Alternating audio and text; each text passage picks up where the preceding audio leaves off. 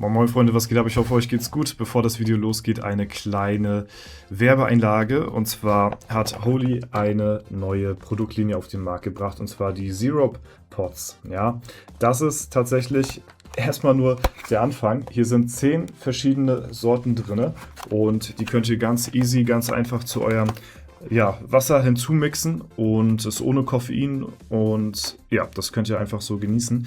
Da sind sehr coole Geschmäcker mit dabei. Das Geile ist allerdings dabei diese Sirupflasche. Die wurde extra für diese Pots angefertigt und die ist auch darauf zugeschnitten. Ja, was das Besondere hierbei ist folgendermaßen. Man kann hier einmal die Flasche an der Seite so aufdrehen und dann habt ihr hier an der Seite einmal eine Vorrichtung. Hier kommt das Wasser rein und hier kommen die Pots rein, die Sirup-Pots. Ja, die könnt ihr nach Belieben austauschen und wechseln. Okay, also je nachdem, ob ihr jetzt gerade, was weiß ich, Erdbeer haben wollt oder Grapefruit oder so, könnt ihr jederzeit austauschen und wechseln. Zack, und dann rastet die da so ein. Und hier könnt ihr einfach daneben dann Wasser reinmachen. Ob still oder mit Sprudel, ist komplett egal, weil das geht nämlich beides. Dann schraubt ihr das einfach so hier wieder rauf. Und jetzt kommt nämlich das Revolutionäre bei der Flasche, was ich bisher noch nie so irgendwo in der Art und Weise gesehen habe. Hier ist ein Schraubverschluss oben drauf. Und jetzt könnt ihr hier oben, ist hier so ein Regler, ja, und da seht ihr vielleicht schon, dort könnt ihr die Intensitätsstufen einstellen, wie süß ihr euer Getränk haben wollt. Ja, von 1 bis 5 gibt es hier verschiedene Regler und 1 ist ganz wenig, 5 ist komplette Eskalation, je nachdem, wie viel ihr beimengen wollt von dem Sirup.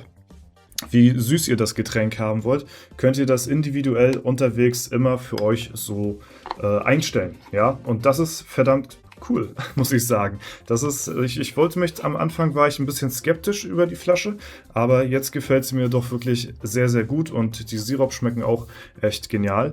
Und ja, das Ganze ist ab heute im Shop verfügbar und mit dem Code DORZA spart ihr euch auf euren Einkauf 10%. Deswegen schlagt da sehr gerne zu, falls euch das genauso zusagt wie mir. Und ich finde, das ist eine sehr revolutionäre, coole Überlegung, was der Holy mal wieder auf den Markt gebracht hat. Deswegen würde ich sagen, Prost und jetzt viel Spaß mit dem Video.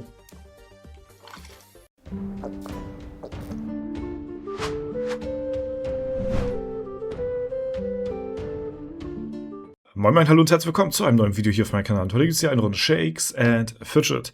Ich habe mich gestern mal seit langer Zeit wieder mit BMW um den Platz in die IHOF gestritten. Den Tag davor war ich auch schon in der IHOF gewesen und da waren wir auf Platz 13. Und ich habe gesehen, dass wir direkt bei Turor stehen. Gestern war Turor noch über uns, heute ist er unter uns. Ja, dadurch wird leider schon so ein bisschen der Kampf gespoilert, sag ich mal. Allerdings habe ich mir gedacht, okay, gestern war Turor über uns und wir haben gegen den unter uns gekämpft. Es war dort noch nicht Umbums gewesen. Es war jemand anders. Und ich wollte unbedingt einen Fight gegen Turor haben in der internationalen Hall of Fame, weil das habe ich noch nie gehabt. Turor kennt man natürlich auch vom Namen her. Und das wäre natürlich eine coole Gelegenheit, weil das kommt nicht alle Tage vor, dass wir mal hier gegen Turor fighten. Und deswegen hatte ich mir gedacht, gestern, wir gehen mal wieder rein. Wir versuchen es mal um 18 Uhr uns in die IHOF zu fighten. Für die Leute, die es nicht wissen, 18 Uhr. Jeden Tag, wer hier auf Platz 1 steht, wird für den nächsten Tag in die IHOF einziehen. Ja, also ihr müsst um 18 Uhr auf Platz 1 sein, dann seid ihr um 0 Uhr nächsten Tag dann in der IHOF drinne, auf jeden Server, jeden Tag aufs Neue. Ja, so sieht das Ganze aus. Und ich bin sehr gespannt. Ich habe mir den Fight noch nicht angeschaut. Wie gesagt, gestern standen wir unter Turor, heute da drüber. Also gehe ich von aus, dass wir den Fight gewonnen haben. Vielleicht haben wir auch 2 Kämpfe. Das ist manchmal ein bisschen random. Aber ich würde mal sagen, wir gucken einfach mal uns den Fight an. Ja, let's go. So, wir starten direkt mit einem Treffer. Er hittet uns auch und uff. Jo, da gab es eine dicke Schelle für Turor. Ja, holy shit. Okay, nice. GG, wow. Also Da haben wir gut reingelackt, muss ich sagen. Von den Stats her ist er natürlich über mir. Er hat 866.000, wir haben 800.000, er hat 571k in Ausdauer, wir haben 543k. Das ist natürlich jetzt ein bisschen lucky gewesen, das Ganze. Wenn wir das hier nochmal so direkt vergleichen, sehen wir das nochmal ein bisschen stärker. Hätte er gekrittet, dann wären wir natürlich auch draufgegangen. Aber ich kann jetzt sagen, ich habe einmal gegen Turor gefightet und gewonnen. Ja, das ist natürlich eine schöne Sache und freut mich sehr. Das musste ich heute auch mal direkt in dem Video festhalten hier, dass das so geklappt hat, ne? Wir gucken mal, ob wir noch mehr Kämpfe haben. Das war nicht der Fight. Das war der Fight gegen Turor. Jo, sehr geil. Kann man sich auch gerne zweimal anschauen. Ne? Und Umbums hatte hier den Fight gegen Mario. Den hatte er leider verloren gehabt. Ansonsten, ja, wenn wir vielleicht uns noch einen Tag länger hier aufhalten in der IHOF, eventuell fighten wir auch gegen Umbums auf dem anderen Server. Ja, Umbums hat ja auch hier auf F9 einen Account, steht kurz vor Stufe 800, by the way.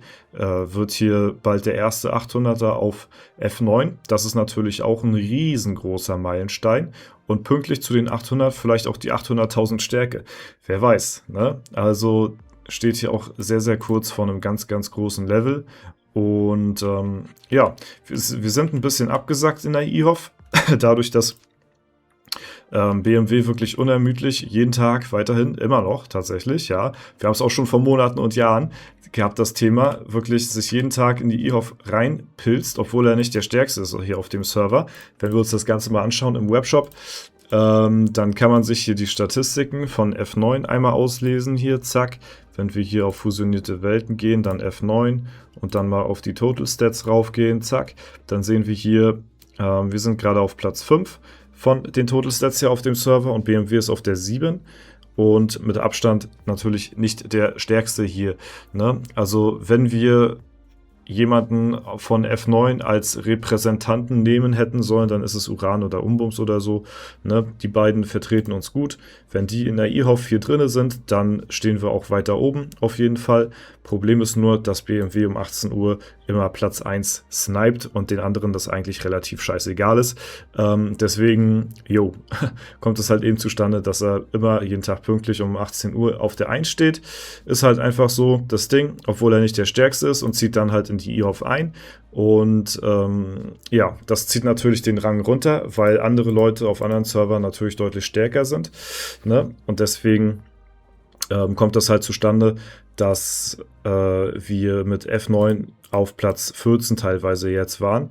Und ich war jetzt 2 Tage hintereinander in der IHOF drinne gewesen und habe 2 Tage hintereinander jetzt auch gewonnen. Haben jetzt auch 2 Ränge gut gemacht diesbezüglich.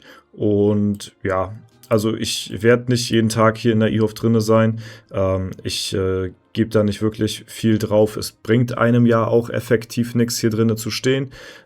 Man hat keine Anreize so, ne? Es gibt keine Rewards oder ähnliches, was man hier bekommt. Das ist einfach nur sehen und gesehen werden so. Mehr ist es am Ende des Tages nicht. Aber ich finde es sehr nice, dass wir gegen andere Namen mal fighten können, von denen wir bisher immer nur so gehört haben. Und uns auch mal mit denen so ein bisschen messen können. Ne? Aber man sieht halt auch, wie verdammt random das nachher im Late Game ist. Selbst wenn man hier so einen Unterschied hat von den Statpunkten her, wie es zum Beispiel bei Tura der Fall ist, im Vergleich zu mir, hat das trotzdem nicht wirklich viel mehr Aussagekraft, wenn, ja, gerade bei den Mages ist es so der Fall, wenn die mal kritten, ja, dann wächst da kein Gras mehr. So, ne? Wenn da eine gute Spanne noch mit dazu kommt, dann ist sowieso GG.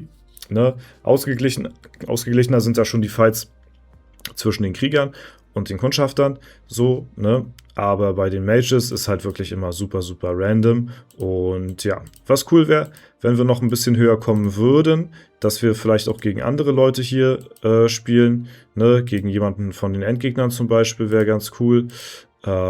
Ja, gegen Viper, Nachteule wäre auch cool, würde ich auch mal sehen. Auch wenn wir da wahrscheinlich auch nicht so viele Chancen haben werden. Strider wäre auch mal cool, ne?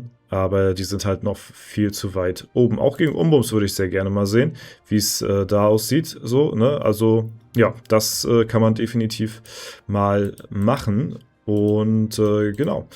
ja, mal schauen. Ich werde gucken, ob wir das die Tage getimed kriegen, irgendwie, dass wir um 18 Uhr pünktlich auf der 1 stehen. Aber ich kann da nichts versprechen. Und vor allen Dingen haben wir auch einen harten Konkurrenten hier bei uns auf dem Server. Ich weiß nicht, wie es bei euch aussieht. Vielleicht, ja, keine Ahnung. Gibt es da draußen Leute von euch, die sich jeden Tag auf Tryhard auf Platz 1 pushen für die eHof? Ich glaube, das machen die wenigsten so, ne? Deswegen, ja, ist es natürlich relativ einfach, dass auf den meisten Servern der Stärkste wahrscheinlich auch auf Platz 1 gerade steht und nicht derjenige, der pünktlich um 18 Uhr den Rang 1 sniped. Ne? Aber ist auch egal. Am Ende des Tages, ich habe meinen Fight hier bekommen gegen Turor. Ja, konnten gewinnen. Sehr, sehr episch. Wir haben früher sehr viele Videos zu Turor gemacht. Ein Mysterium, der Mann. Ne? Wer weiß, ob da auch wirklich Turor dahinter steckt. Das weiß man heutzutage wirklich, wirklich nicht. Oder ob da vielleicht andere Namen hinter diesem Account stecken. Sehr viele Mysterien. Turor hatte ja in der Vergangenheit immer wieder gestartet, immer wieder gezeigt, dass er kein Langzeitspieler ist. Und auf einmal, ja, stand hier der Name Turor in der eHof drin, was vorher ein anderer Spieler gewesen ist, namentlich. Deswegen ziemlich sassy das Ganze. Um Turor viel Rumor, sag ich mal. Ne? Deswegen, ja, kann man nur so halb ernst nehmen. Aber ja, jetzt ist es so. Ne? Wir gehen von aus einfach mal, dass er das ist. Und ja, genau. So weit, so gut. Ne? Man hat auch in letzter Zeit schon nicht mehr sehr viel von Turor gehört, muss ich sagen. Tatsächlich. Ist ein bisschen ruhiger geworden um ihn. Ne? Früher war mehr los. Ja, ich glaube, er hat noch seinen Paladin. Ich glaube, den spielt er noch. Ansonsten weiß ich nicht, ob er noch großartig viele andere Klassen auf Tryhard spielt. Guck mal ganz kurz rein bei den Palas. Ja, da ist er momentan Platz 1. 460, gerade der stärkste Paladin. Mit Abstand auch. Ne? Danach kommt noch Zylas. Aber danach ist hier schon ein guter Sprung dann zu Jurik. Und Jurik ist ja auch schon ein starker Spieler. So, ne? Deswegen, ja, ne, also den zieht er auf jeden Fall durch. Mal gucken, für wie lange. Ist, glaube ich, jetzt von Turor der Char, der bisher am längsten durchgezogen worden ist, mit 460. Ne? Sonst haben die Chars das nicht mal durch die Dungeon-Pause geschafft. Genau, gut, aber das soll es auch soweit für das heutige Video gewesen sein. Ja, wenn es euch gefallen hat, lasst gerne eine Bewertung, Kommentar dazu da. Würde mich auf jeden Fall sehr freuen. Und ja, ne, mal gucken, wie es die nächsten Tage aussieht in der eHof hier, ob wir uns halten oder nicht. Ob ich zufällig um 18 Uhr gerade da bin oder nicht. Ne? Und dann, ja, ist es natürlich auch immer noch am Ende des Tages ein bisschen Fünkchen Glück, auch in die eHof dann zu ziehen, weil selbst wenn ihr um 18 Uhr, Punkt 18 Uhr auf Platz 1 steht, heißt das nicht, dass ihr auch nächsten Tag in die eHof einzieht, weil der Zeitpunkt kann auch 1, 2, 3, 4, 5 Minuten danach sein. Das ist nicht ganz ersichtlich, wann der genaue Zeitpunkt dafür ist. Deswegen würde ich euch empfehlen, wenn ihr das vorhabt, in die eHof zu ziehen, guckt, dass ihr die nachfolgenden 5 Minuten nach 18 Uhr auch noch auf Platz 1 seid, dann erhöht das eure Chancen auf jeden Fall sehr, ne, weil das so ein bisschen abweicht, beziehungsweise der Zeitpunkt nicht exakt 18 Uhr ist. Ja, genau, alles klar. Ansonsten war es das soweit. Ich wünsche euch noch einen super schönen Tag. Vielen lieben Dank fürs Zuschauen. Haut rein und bis zum nächsten Mal.